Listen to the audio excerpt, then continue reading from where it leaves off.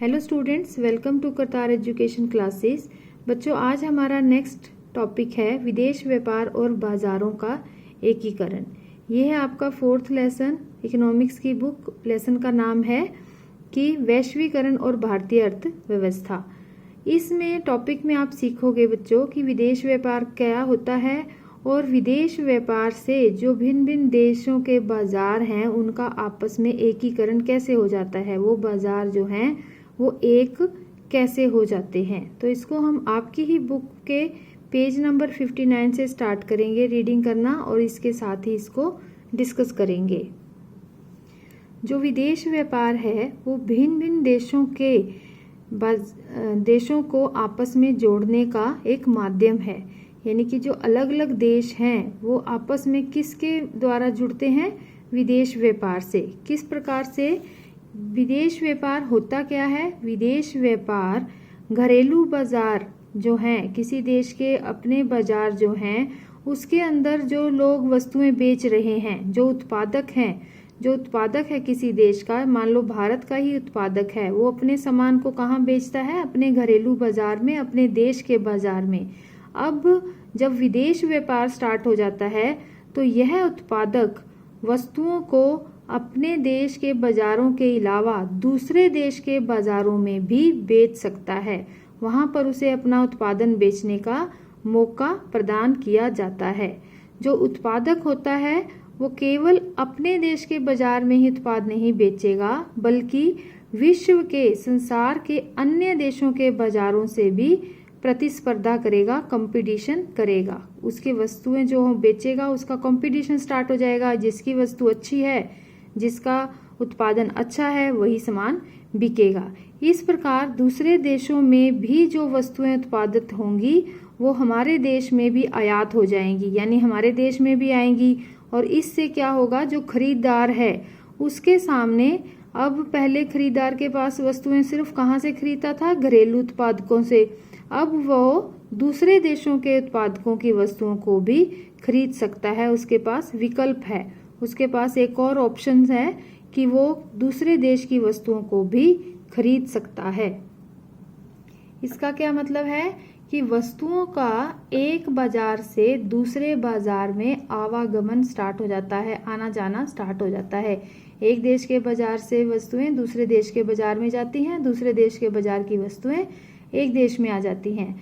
तो इस तरह से जो बाजार है उसके अंदर अनेक विकल्प आ जाते हैं, अनेक ऑप्शंस होते हैं चीजें खरीदने के लिए। अब दो देशों के उत्पादक जो हैं वो एक दूसरे से हजारों मील दूर बैठे हुए हैं, लेकिन आपस में कंपटीशन चल रहा है उनका कि किसकी वस्तु अच्छी है। अगर दूसरे देश की वस्तु हमारे देश में आती है, अगर वो ज्यादा अच्छी है तो हमारे देश के लोग उसकी चीज को खरीदेंगे। तो हमारे देश के उत्पादकों का उन उत्पादकों के साथ, यानी कि दूसरे देश के उत्पादकों के साथ क्या स्टार्ट हो जाएगा? कंपटीशन स्टार्ट हो जाएगा, प्रतिस्पर्धा। तो इस तरह से जब एक देश के बाजार दूसरे देश के साथ जुड़ते हैं, कंपटीशन करते हैं, तो उससे क्या हो जाता है कि बाजारों का एकीकरण हो जाता है। जो बाजार हैं वो जुड़ जाते हैं और उनको हम कहते हैं कि देशों के बाजार आपस में जुड़ गए हैं। एक उदाहरण से आपको ज्यादा अच्छे से समझ आएगा। आपकी ही बुक में उदाहरण दिया हुआ है कि चीन के जो विनिर्माता थे, चीन के लोग जो खिलौने बनाने वाले थे, जब उनको अपने खिलौने निर्यात करने का, दूसरे देशों में भेजने का मौका मिला तो उन्होंने अपने खिलौने निर्यात किए। और वो कब निर्यात किए? जब विदेश व्यापार स्टार्ट हो गया। अब जो भारत में जब उनके खिलौने आए तो भारत के खरीदारों के पास भारतीय और चीनी खिलौनों के बीच चयन करना, यानी कि वो सोच सकते हैं कि वो कौन से खिलौने खरीदें। वही खिलौने खरीदेंगे जो सस्ते दाम के होंगे और नए डिजाइन के होंगे। तो इस तरह भारत में चीन के खिलौने जो बहुत अधिक प्रसिद्ध हो गए। 70-80% दुकानों में, एक साल के अंदर अंदर 80% दुकानों में जो थे भारत के खिलौनों के जगह पर चीन के खिलौने बिकने स्टार्ट हो गए। किस लिए? क्योंकि वो खिलौने सस्ते थे और नए डिजाइन के थे। तो इस तरह से भारतीय और चीनी खिलौनों के बीच में क्या स्टार्ट हो गया? कंपटीशन कि कौन से खिलौने अच्छे हैं, कौन से सस्ते हैं, कौन से ज़्यादा बिक रहे हैं। अब खरीदार क्या करता है, वो कम कीमत के खिलौने खरीदता है और उसको वही पसंद आते हैं।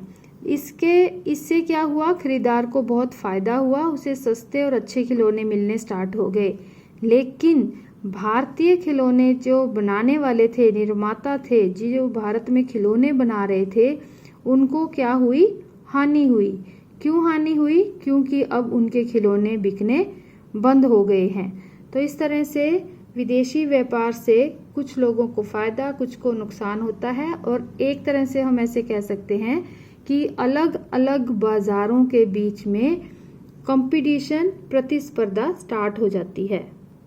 इसको हम शॉर्टकट में कैसे लिख सकते हैं, विदेशी व्यापार का क्या अर्थ है, जब घरेलू बाजार अपने देश के अलावा दूसरे देश के बाजारों के साथ व्यापार करता है। हमारे देश का उत्पादन दूसरे देशों में निर्यात होता है और दूसरे देश का सामान हमारे देश में आयात होता है। उदाहरण दिया हुआ है चीन के खिलौनों का, जैसे भारत में आयात हो रहा है, उसका कंपटीशन बढ़ रहा है, लोगों को जो खरीदार हैं उनके पास ज़्यादा ऑप्शंस आ रही हैं। एकीकरण कैसे होता है, अब जो उत्पादक है, वस्तुएं बनाने वाला जो है, वो एक देश में से दूसरे देश के हजारों मील दूर देशों के साथ प्रतिस्पर्धा कर रहा है। ग्राहकों के पास भी ज़्यादा विकल्प आ रहे हैं और वस्तुओं का एक देश से दूसरे देश में आवागमन होना स्टार्ट हो गया है। तो इससे बाज़ारों का एकीकरण होता है। तो मुझे उम्मीद है आपको ये टॉपिक अच्छे से समझ आया होगा। विदेशी व्यापार किसे कहते हैं और बाज़ारों का एकीकरण कैसे हो रहा है, इसका क्या अर्थ है। Thank you, have a nice day, God bless you all.